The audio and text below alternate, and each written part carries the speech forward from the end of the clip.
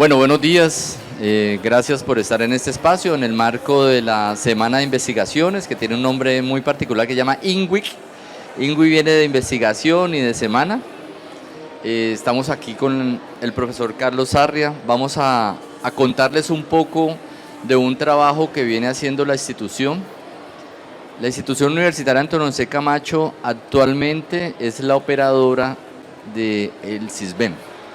El CISBEN, tal como lo ven allá, es una estrategia de gobierno a nivel nacional, de tener la información de sus ciudadanos para con esa información poder identificar necesidades, reconocer brechas y a partir de esa información poder desarrollar acciones que se enmarquen en políticas.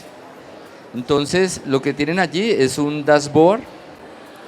Ese dashboard se construyó con un grupo de trabajo conformado por más de 6 personas, donde hay economistas, hay expertos en política pública como el profesor Carlos Sarria, ingenieros, tenemos epidemiólogos, estadistas, y también tuvimos el acompañamiento de los estudiantes de semilleros del grupo GIES y Gestione.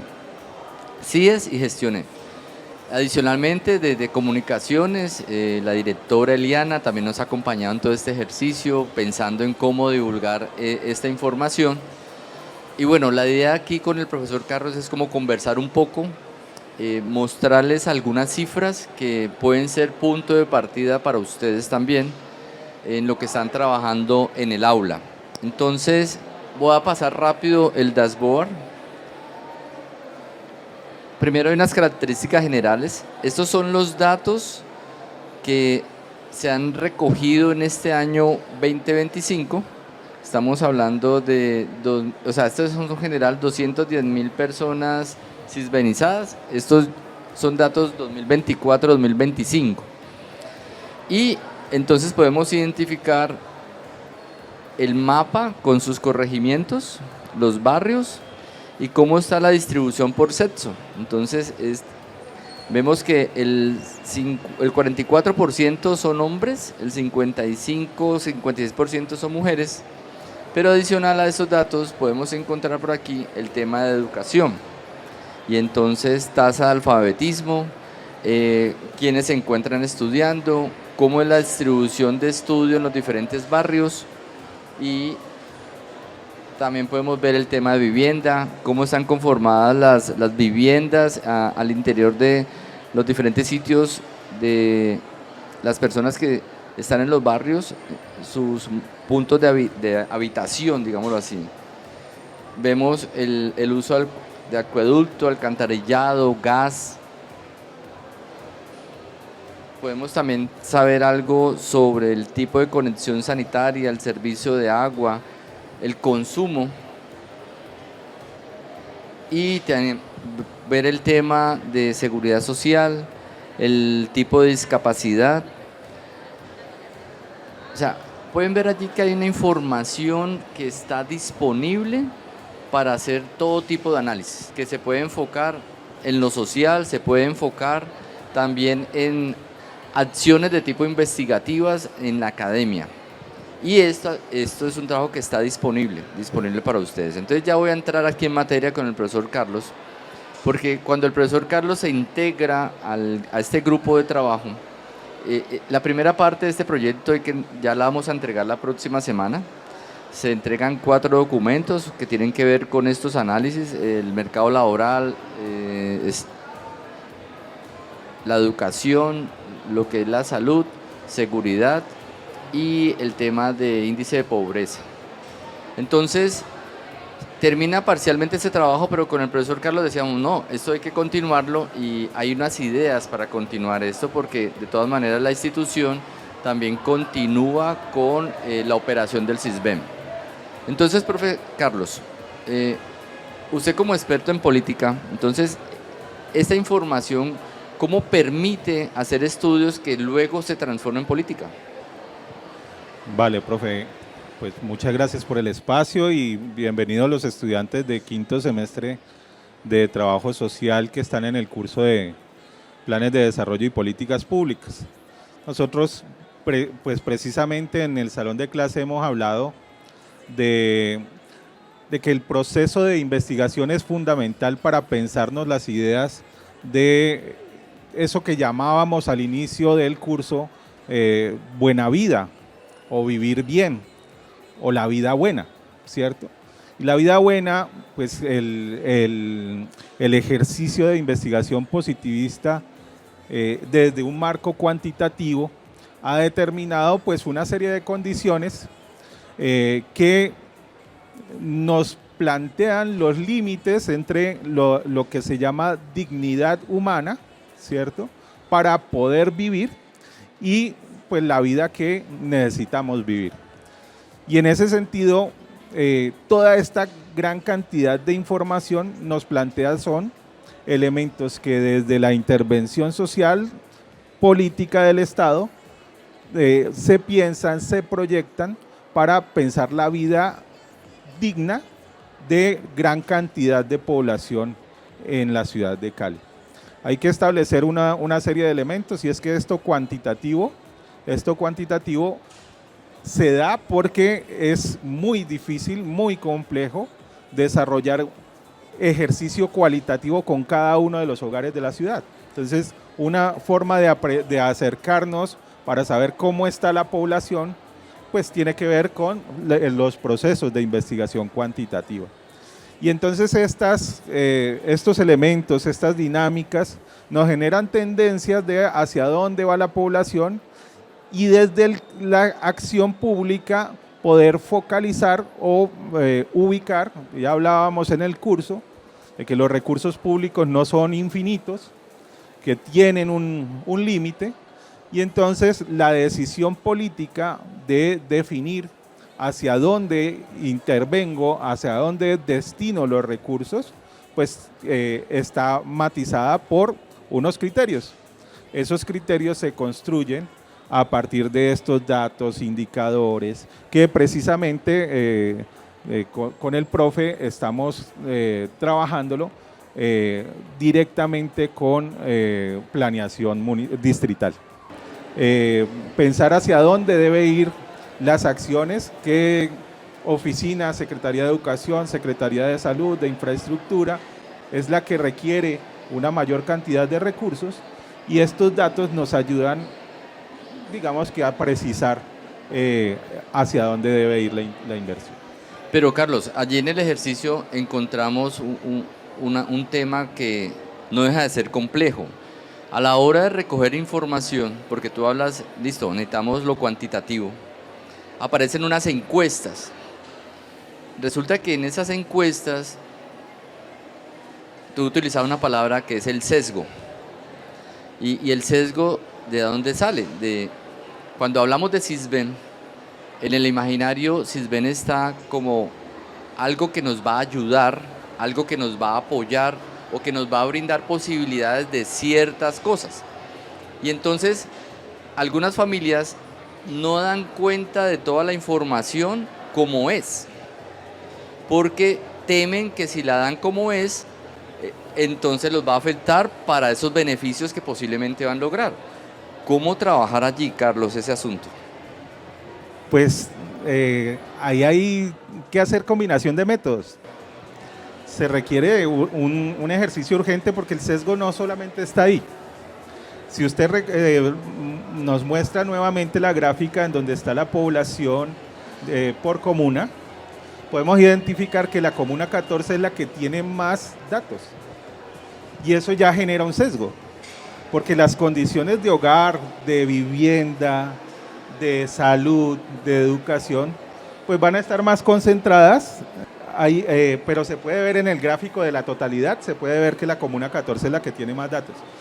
Y eso ya genera otro sesgo, y es que estamos analizando sobre todo las condiciones sociales de una población mayoritaria dentro de la muestra. Entonces, son varios sesgos los que presenta el Sisbén, y uno de ellos tiene que ver con eso que usted comentaba. Por eso, la combinación de métodos para el análisis de política pública invita, por un lado, a revisar otras fuentes, ¿cierto?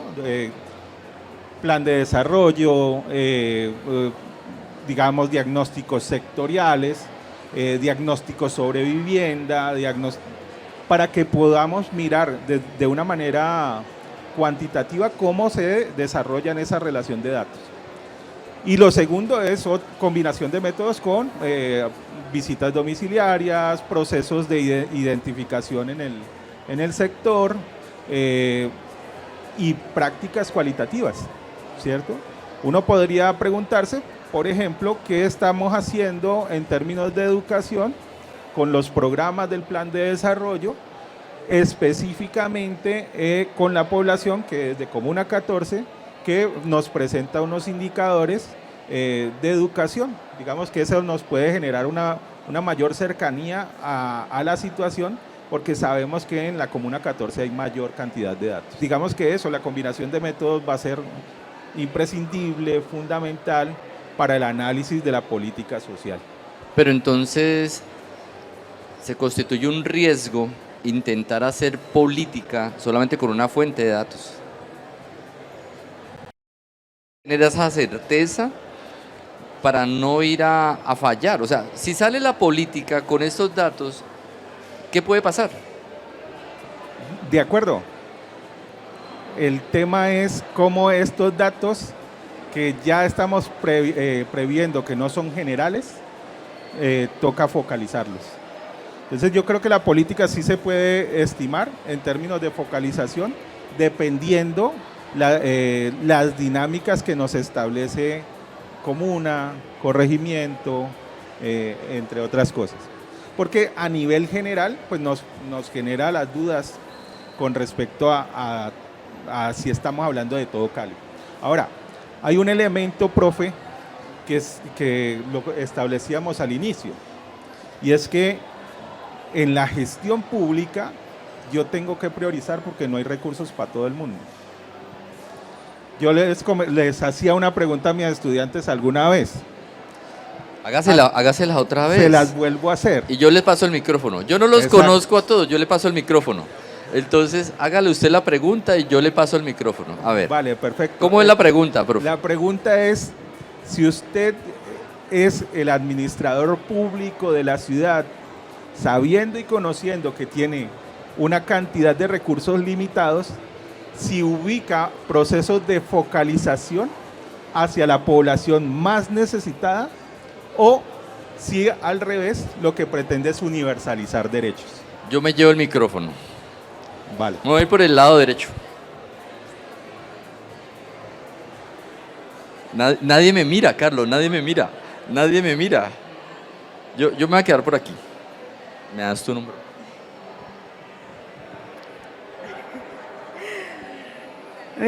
Buenos días, mi nombre es Melissa Darme y pues recuerdo bien que la respuesta que dimos en clase, que era,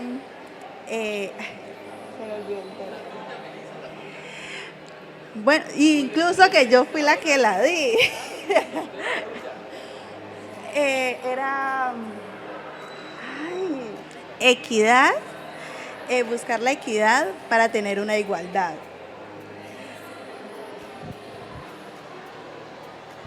Mira, Carlos, sencillo, ¿cierto? O sea, suena sencillo. Equidad e igualdad. Pero llegar a ese nivel es complejo. Porque cuando usted quiere llegar a igualdad, empiezan a reclamar otros. Observen la política de gratuidad. Si ustedes observan el comportamiento de la política de gratuidad, hay compañeros de ustedes que no aprovechan esa oportunidad, mientras que hay otros que no pudieron entrar porque no lograron el cupo. Y entonces ahí el tema de igualdad, ¿qué? Porque se abre una política, pero no todos pueden acceder. Pero con los que acceden, a veces no lo aprovechan adecuadamente. Entonces, ese balance es complejo. Es bastante complejo porque en política social, pues podemos brindar condiciones, pero cada persona la vive, la asume de una manera distinta. Y entonces digamos, tenemos gratuidad educativa, podemos acceder en términos físicos, pero en términos de las realidades de los sujetos, algunos han dicho aquí, no, es que venimos con hambre, no es que nos faltan recursos, por ejemplo, para comprar útiles, no es que mientras uno está utilizando la IA con 5.0, el otro está utilizando la versión gratuita.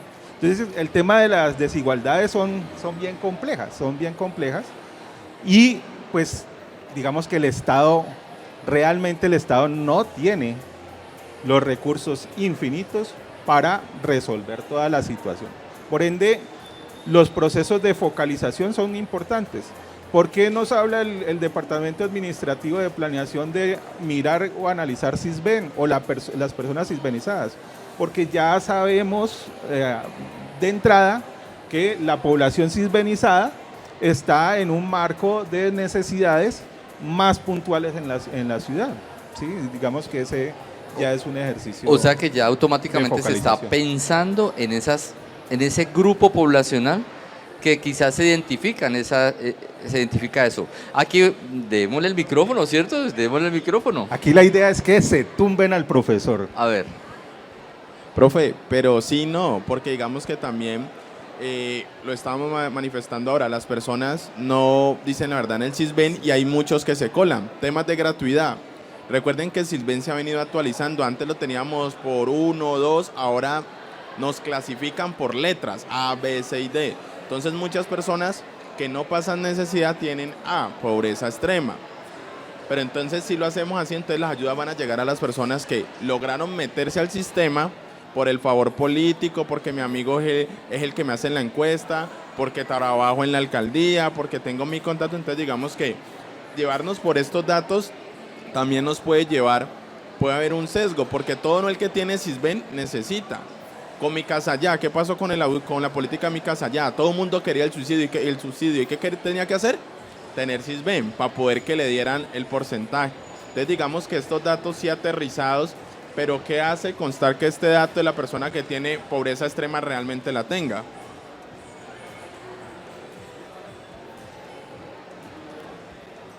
No, totalmente de acuerdo, de eso estamos hablando, precisamente, que hay varios sesgos, y hay varios sesgos de la información. Digamos que la decisión política inicia primero buscando cuál es la población más necesitada, pero digamos que eso no termina ahí. Una política pública debe terminar en que si estamos hablando de mejorar las condiciones de vivienda en la Comuna 14, ¿cierto? Y con un programa específico, ese mismo programa también tiene que hacer un levantamiento de línea de base. ¿Y qué es un levantamiento de línea de base? Es un análisis nuevamente situacional, cuantitativo, cualitativo de la población que va a recibir el beneficio para saber si la necesita o no. Ese es un elemento, principio fundamental de la política pública. No es simplemente el dato y del dato surgió la política. No, la política también tendrá, o el programa o la acción del Estado también tiene que analizar si de verdad esa persona merece o no recibirla, en unas condiciones ideales. ¿Cómo es tu nombre? Andrés. Mira lo que decía Andrés, o sea, muchas veces hay planes de subsidio donde hay un interés para acceder y muchos como que hacen cosas para entrar, que el amigo, que la encuesta, bueno, pero entonces también el tema de política va acompañado de un tema cultural, ético, pero yo me quedaría con lo cultural. O sea, lo cultural implica que nos han vendido la idea de que tenemos que estar afirmando que no tenemos para poder acceder, y esa es la parte compleja. Mire, yo lo digo es por el tema de agua. También hemos encontrado que en ciertas comunas hay subsidios de servicios públicos. Claro, y los costos son más bajos, son subsidiados, pero desafortunadamente son los sitios donde más consumen agua. Porque como sabe que no les cuesta, no tienen la conciencia del ahorro que sí la adquieren otros sectores que les cuesta. Y no debería ser así. Entonces, va mezclado la política con un tema cultural. Es cambiar, porque a veces no reconocemos lo público. Pensamos que lo público es de otros. Lo público es nuestro. Y tenemos que aprender a nosotros mismos respetar lo público. Por ahí tendríamos que arrancar. Ahí con los compañeros hemos trabajado bastante el tema. Desde la percepción de Enrique Gomaris y de David Easton frente al sistema político y cómo el sistema político se reproduce y directamente en todos los escenarios. Aquí me están parando antes de terminar la idea. Vale, listo. Entonces, y David Easton establece que uno de los elementos del sistema político es la cultura política. ¿Por qué participamos? ¿Cuáles son nuestros móviles? ¿Cuáles son nuestros intereses en la participación? Porque efectivamente en América Latina, en Colombia, no tenemos una dinámica de participación frente no solamente al Estado en general, sino a lo público en los escenarios más cortos, más pequeños. Ni tenemos la idea o la noción de que eso que está gastándose el Estado, pues es plata que también sale de nosotros, en términos de nuestra inversión en tributos, en asignaciones, entre otras cosas. Laura. Bueno, haciendo como un recuento por todas las cosas que han hablado, eso me lleva a pensar a Yo, Daniel Blake, que fue una de las películas que nos vimos en la clase, pero también en la forma en la que se pensaron la nueva gestión de la política pública, ¿no? De la nueva administración, y en cómo pues ya la persona pues en ese enfoque de bienestar deja de perder los derechos para que se conviertan en servicios o prestación de servicios. Entonces, en esa parte de la cultura de que nosotros no asumimos lo público, pero como también desde lo público y desde el Estado y de las mismas instituciones empiezan a visibilizar a la persona como ciudadano y después como usuario. Entonces, también tendríamos que evaluar esa parte. El tema de la cultura, lo que él decía, podemos visualizar el caño de Cali, que viene desde el oriente de Cali y atraviesa por toda la ciudad de Cali hasta el norte de Cali. Como este caño, algunos barrios que vivimos cerca, nos baja el extracto. O sea, en mi barrio somos estrato 2 gracias al caño, pero debido a que nos baja el extracto, entonces no lo podemos cuidar, no podemos dejar de echar basura. Yo paso todos los días por ahí, incluso visualizo lo que son camas, bajando, a veces muebles. Y también sobre eso, las personas que vienen en el oriente de Cali, para nadie es un secreto que estos barrios son de bajo extracto, es decir, que pagan menos servicios, menos agua. Se los digo porque yo vivía allá, un recibo vale 6.000 pesos de agua o de luz. Entonces también aprovechan de que son extractos bajos o barrios bajos como para no cuidar el medio ambiente, y dentro de las políticas públicas, que es gracias a eso, pagan menos, pero no cuidamos lo que realmente nos dan. Entonces también entran ahí. Lo que tú dices es verdad, es un tema que va ligado a lo cultural, pero no nos podemos quedar allí observando lo que sucede. El mismo sistema nos da herramientas para hacer transformaciones, pero infortunadamente no las aprovechamos para cambiar eso que lo hemos aceptado como una realidad. Y no me quiero meter en el tema político, pero yo creo que allí hay herramientas. E infortunadamente hay dirigentes que se aprovechan de esa debilidad que no estamos unidos para transformar. Y esa debilidad pues permite que sigamos eligiendo los mismos, porque estamos conformes con eso que nos dan. Porque vuelve otra vez, el imaginario es esperar que me den. Y cuando a mí me dan, me siento tranquilo. Me siento tranquilo porque no me afecta. En el momento que me afecta, entonces ahí sí empiezo a criticar el sistema. Pero yo también, ¿qué puedo hacer? Y la invitación es, bueno, ¿qué puedo hacer yo para transformar? Así haga algo pequeñito, es importante. Porque se va dando. Yo lo hablaba con mi hijo, y perdón Andrés, me estoy pasando el minuto, pero entonces yo hablaba con mi hijo sobre el manejo de basuras. 30 años atrás, el tema de basuras era tal que tú ibas comiendo algo y lo tirabas al piso sin problema. De los buses salía el papel volando por las ventanas, de los carros, era normal. Afortunadamente, yo le decía a él, eso ha cambiado. Ya hoy en día uno ve una persona que le da pena tirarlo al piso. Pero eso antes era increíble, y él me decía, ¿verdad? Lo tiraban. Entonces, las transformaciones, yo le decía, no son inmediatas, pero hay que comenzar. Y comenzar es cada uno dando el paso y cada uno preparándose para generar esas transformaciones. Dale, Andrés. Profe, aprovechando desde la universidad, desde la Facultad de Investigación y pues con la colaboración del profe, ¿por qué desde la universidad no le pasamos, ahora que la universidad es operadora del tema del CISBEN y tiene un contrato con la alcaldía, ¿por qué desde aquí no hacemos ciertas investigaciones para plantearle a la administración? Tenemos una política pública de cultura ciudadana, fue aprobada en el 2023, está en el Consejo. ¿Por qué desde la universidad no sacamos esas investigaciones del comportamiento de las personas en ciertas comunas de Cali para llevarles esa solución que de pronto la administración no ve? Lo que le estamos mostrando hoy es también una oportunidad en lo que tú estás planteando.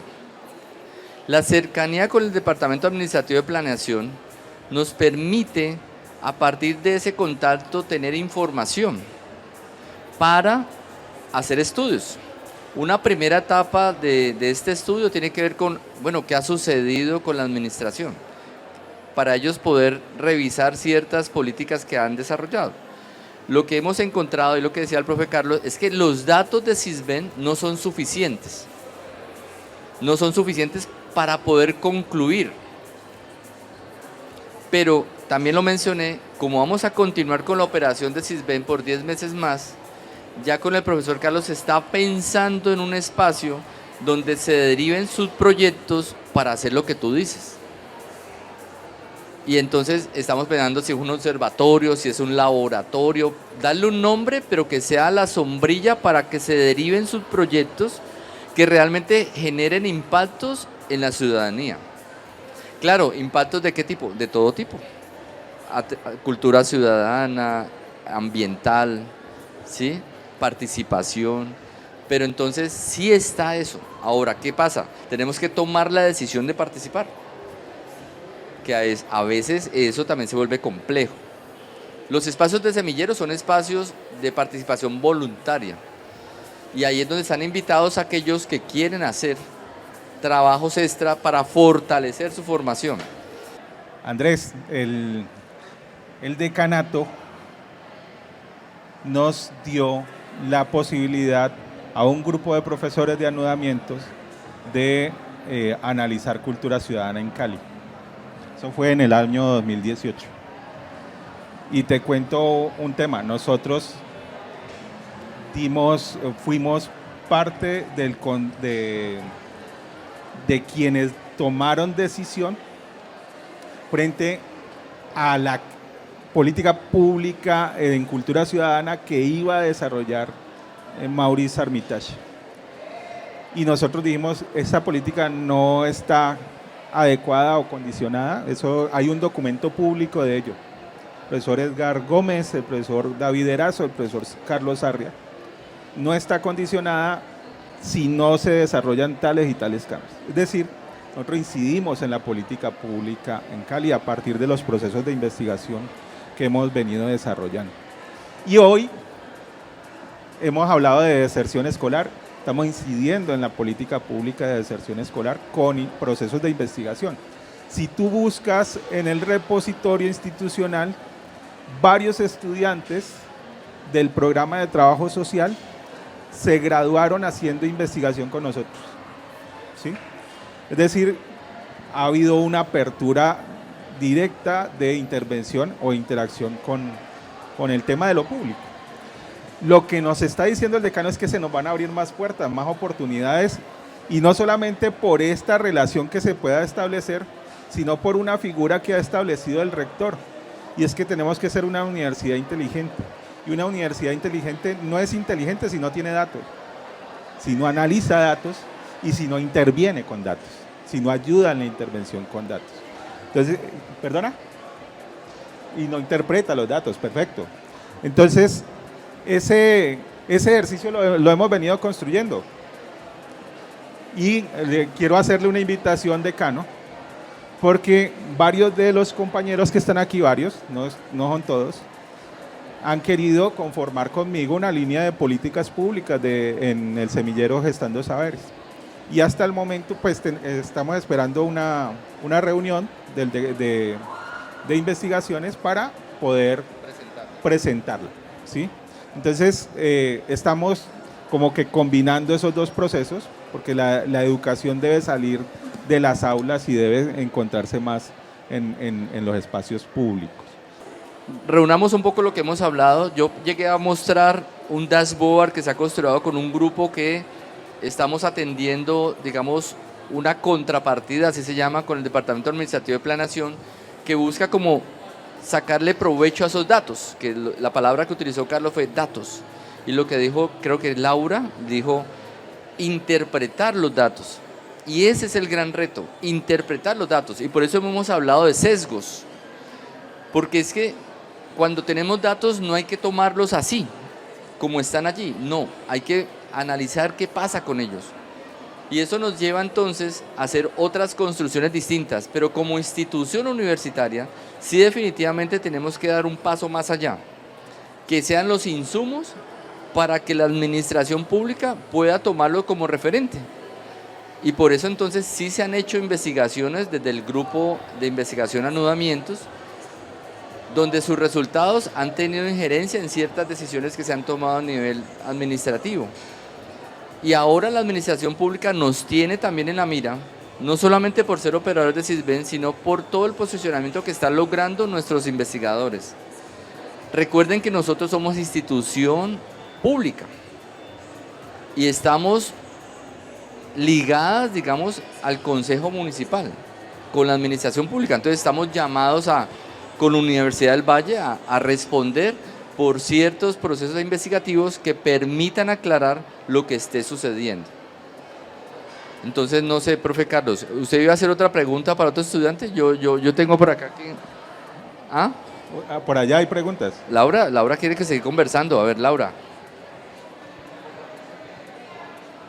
Pues el compromiso a que nos ayuden a la vinculación de la línea de semillero para que esté participando dentro de Gestando Saberes. Ah, o sea, ya Laura quieres el compromiso para que quede grabado. Bueno, te cuento, Laura. Siempre yo he sido una persona que me gusta la formalización. Y la formalización que implica que pueden haber ideas muy interesantes, pero no solamente podemos quedarnos con la idea, sino que tiene que pasar unas instancias para que se formalice la idea. Cuando nosotros dejamos las ideas en palabras se queda. Pero si nosotros formalizamos, podemos conseguir recursos para desarrollar esa línea de investigación. Entonces, una primera etapa, y lo decía Carlos, es llevarla al Comité de Investigaciones de la facultad. Y desde allí se analiza la pertinencia de esa línea en los procesos de formación. Recuerde que todo tiene que estar conectado con los procesos de formación. Nosotros no nos inventamos cosas para sí, no, tiene que llegar a la academia. Y entonces, cuando se analice en ese comité, se vea la pertinencia, pasa entonces ahora sí al Decanato de Investigaciones para hacer la gestión desde el Comité de Investigación Institucional, decir, bueno, aprobada la línea de política integrada al semillero o integrada al grupo de investigación, dependiendo de la trayectoria que se le quiera dar. Pero el trámite está, y creo que ya lo ha arrancado el profe Carlos, el trámite, y quizás logremos para el 2026 contar con la línea. Pero ojo, la línea no va a quedar allí, la línea va a depender de ustedes, de los trabajos que hagan.